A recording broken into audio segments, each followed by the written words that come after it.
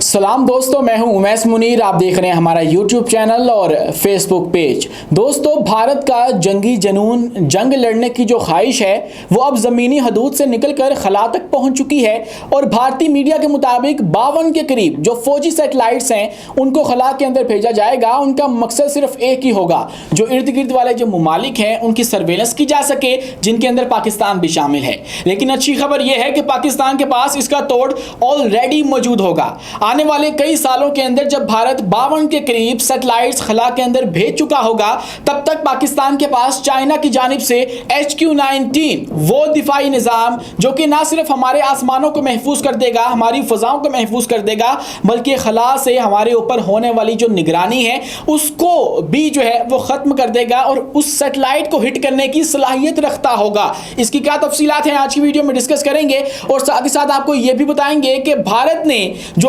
अपनी जंग लड़ने वाली जो ख्वाहिश है उसके चलते जो 3 लाख करोड़ के नए हथियार मंगवाए हैं उसके अंदर क्या क्या शामिल है और वो अपने मुल्क के अंदर कौन से हथियारों के ऊपर मजीद उनको अपग्रेड करने के लिए काम कर रहे हैं और अब पाकिस्तान के ऊपर अक्टूबर से पहले कौन सा बड़ा हमला हो सकता है और अब पाकिस्तान के ऊपर महज भारत हमला नहीं करने वाला। अब की बार पाकिस्तान और ईरान के मुश्तरका जो दुश्मन हैं, इनके हरीफ हैं, वो मिलकर आपस में एक नेक्सस बनाकर पाकिस्तान को अटैक करने वाले हैं। पहले इन्होंने ईरान के ऊपर अटैक किया, अब उसी मंतक के चलते पाकिस्तान को भी अटैक किया जा सकता है। वो मंतक कौन सी है, क्यों पाकिस्तान को ये अटैक करने की जो बातें हैं वो चल पड़ी हैं और कहां से ये बातें निकली हैं, आज की वीडियो में आपके सामने तमाम तो तफसीलात रखेंगे। लेकिन उससे पहले हमारी आपसे 10% गुजारिश है कि इस चैनल को लाइक कीजिए, सब्सक्राइब कीजिए और बेल आइकन को लाजमी दबा दीजिए ताकि हर नई आने वाली वीडियो आप तक बर वक्त पहुंच सके।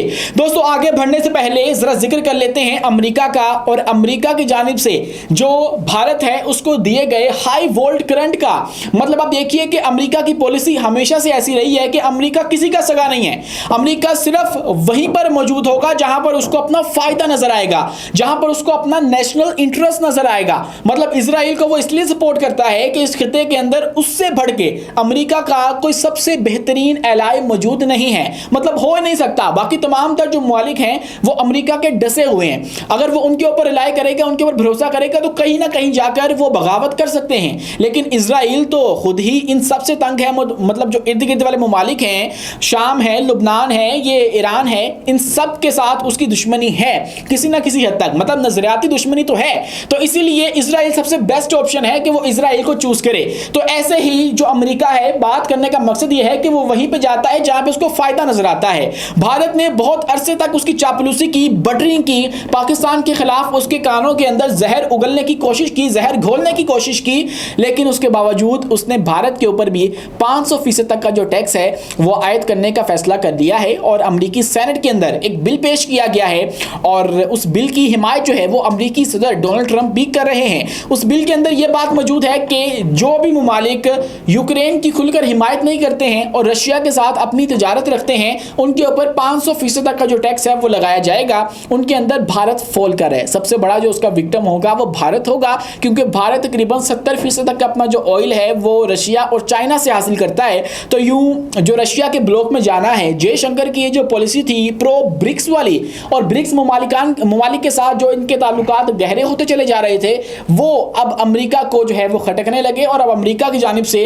भारत के ऊपर तकरीबन 500% तक का जो टैक्स है, टैरिफ्स हैं, वो आयद किए जाएंगे। और ये बहुत बुरी खबर है उनकी खारजा पॉलिसी के लिए भी और भारत की अपनी तजारत के लिए भी, उनकी फाइनेंशियल कंडीशन के लिए भी।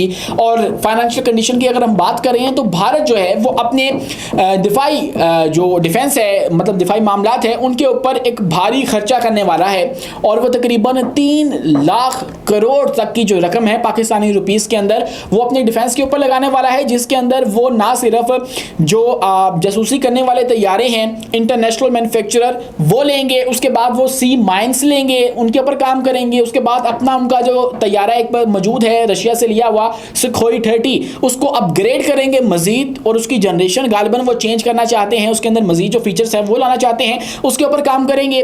और उसी के साथ दोस्तों जो वो लेने जा रहे हैं वो surface to air missile system है एक, वो हासिल कर लेंगे। और ये तमाम जो प्रपोजल है उनके डिफेंस मिनिस्टर की जानिब से जो है वो पेश किया गया है और उनकी डिफेंस मिनिस्ट्री ने फैसला किया है कि अब हमारी गवर्नमेंट जो है वो हमारे ऊपर जो रकम है वो लगाए और 3 लाख करोड़ तक की जो रकम है पाकिस्तानी रुपीस के अंदर वो लगाई जाएगी। भारतीय रुपीस के अंदर ये 1 लाख जो करोड़ है वो बनता है और इतनी बड़ी जो खती रकम है उसके जरिए ये हथियार खरीदेंगे और खुद अपने पास जो हथियार मौजूद हैं उनको अपग्रेड करेंगे।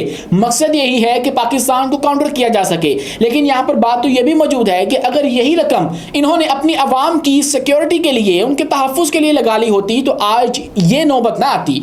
मतलब कि अगर पहलगाम वाला वाकया हुआ ही ना होता तो ना ये जंग छिड़ती और ना आज इनको ये वाला बड़ा खर्चा करना पड़ता और इनको दिफाई मामलात को देखना पड़ता। लेकिन इन्होंने पहलगाम वाले वाकये को जवाब बनाकर जो पाकिस्तान के खिलाफ ऑपरेशन सिंदूर लॉन्च किया और उसके बाद जो इनको वापस तंदूर बनाकर भेजा गया तो उसके जरिए फिर जो इनके अपने मुल्क के अंदर अपसेट पैदा हुआ है उसकी वेव्स अभी भी देखी जा सकती हैं। मतलब जो मोदी है उस समेत जो डिफरेंट इनकी सरकारी ओहदेदार हैं वो इस वक्त फ्रस्ट्रेटेड हैं क्योंकि हो बहुत बुरी रही है ना इनके साथ। एक तो इनकी लक जो है वो शायद आजकल काम नहीं कर रही है और खासकर इस ऑपरेशन के बाद, और इनको आलमी सतह के ऊपर सुबकी पर सुबकी का सामना जो है वो करना पड़ रहा है। मतलब अब यूं देख लीजिए कि इनके अपने जो फौजी अफसरान हैं उन्होंने ही 12 दफा आकर मीडिया के ऊपर इस बात को कंफर्म कर दिया कि जो पाक फजाइया है उसने हमारे जंगी लड़ाका तैयारों को गिराया। तो इसलिए उनकी आवाम बहुत ज्यादा नाखुश है इनसे कि आखिर अगर गिराए भी हैं उन्होंने तो आप लोगों ने मीडिया के ऊपर जाकर क्यों बताया है, अपनी नाकामी को, अपनी कमजोरी को दुनिया के सामने आया क्यों किया। इससे जो हमारे पायलट्स हैं उनकी जो नॉन प्रोफेशनलिज्म है वो भी दुनिया के सामने आ गई। हमारी जो कैपेसिटी है, हमारी स्ट्रेंथ और वीकनेसेस हैं वो भी दुनिया के सामने आ चुकी हैं। तो इसीलिए अब मोदी हो सकता है कि वो एक और जो एडवेंचर है पाकिस्तान के ऊपर करने की कोशिश करे और उसकी खबर जो है वो हमारे कुछ जय्यद सहाफ़ी दे चुके हैं और 12 दफ़ा दे चुके हैं, जिनके अंदर हामिद मीर भी शामिल हैं। और वो एक कंपैरिजन ड्रा करते हैं कि एक तरफ हिंदुत्व माइंडसेट है और एक तरफ ज़ायनिज़्म है। इन दोनों का अब की बार गठजोड़ होगा। इजराइल और भारत मिलकर पाकिस्तान को डी न्यूक्लियराइज करने की जो कोशिश है वो करेंगे और अक्टूबर से पहले मुमकिन तौर पर यह बताया जा रहा है कि पाकिस्तान को अटैक किया जाएगा। और कुछ इंटेलिजेंस रिपोर्ट्स का हवाला भी दिया जा रहा है कि इनकी बिना के ऊपर हम लोग ये बात इंफॉर्मेशन के तौर पर शेयर कर रहे हैं कि अक्टूबर से पहले भारत जो है वो पाकिस्तान के ऊपर एक और एडवेंचर कर सकता है और उसके नतीजे में फिर पाकिस्तान जो है वो एक और जंग का सामना करेगा जिसके अंदर ना सिर्फ अब की बार भारत होगा बल्कि इजराइल भी डायरेक्टली इन्वॉल्व होगा और ये दोनों मिलकर जो पाकिस्तान के ऊपर अटैक है वो करेंगे उसी तरह से जिस तरह से इन्होंने ईरान के ऊपर किया और अब की बार जो है वो ये पाकिस्तान के ऊपर करेंगे। दोस्तों अब बढ़ते हैं उस खबर की जानिब जो कि मैं आपको शुरू में बताई थी कि भारत अब 52 के करीब जो अपनी फौजी सैटेलाइट्स हैं उनको खला के अंदर भेजने वाला है। ये सैटेलाइट्स जो हैं वो 2029 तक खला के अंदर भेज दी जाएंगी। 52 के करीब सैटेलाइट्स हैं जिनका मकसद ये है कि इन्होंने जाकर आसमान के अंदर सर्वेलेंस करनी है, जासूसी करनी है। लेकिन रिसेंटली जो खबर सामने आई थी उसके मुताबिक पाकिस्तान अब चाइना से HQ-19 लेने वाला है। ये वो एयर डिफेंस सिस्टम है जो कि अमेरिकी थार्ड सिस्टम के मुकाबले का, उसकी टक्कर का जो एयर डिफेंस सिस्टम है वो समझा जाता है